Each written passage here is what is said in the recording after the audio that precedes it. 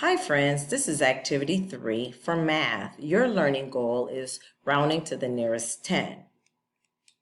Let's take a look at our review sheet. This review sheet tells us the instructions to how to round to the nearest 10. The first thing you do is find the number that you are looking for, which is 13, and you find that on the number line. And you follow the instructions. It says count down to the nearest 10. So if we're starting at 13, we want to find what is the nearest 10 going down. So 1, 2, 3, that number 10. Okay, so it was 3 units going down from 13 to 10. Then it says count up to the nearest 10 if we go up. So from 13, you go 1, 2, 3, 4, 5, 6, 7. The nearest 10 is 20. So from 13 to 20, that's 7 units.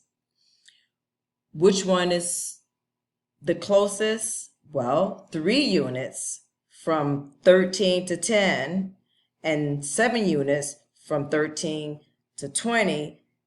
This number is closer. 3 units is smaller than 7 units. So you're going to round down. For this example, again, you're going to find your number. This number is 15.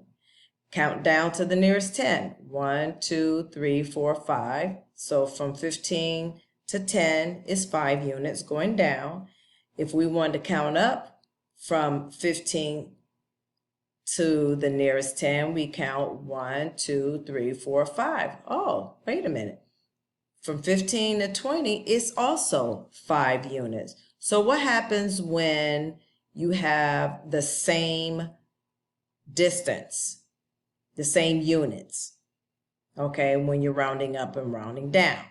So when the number you are rounding is right in the middle, you round up.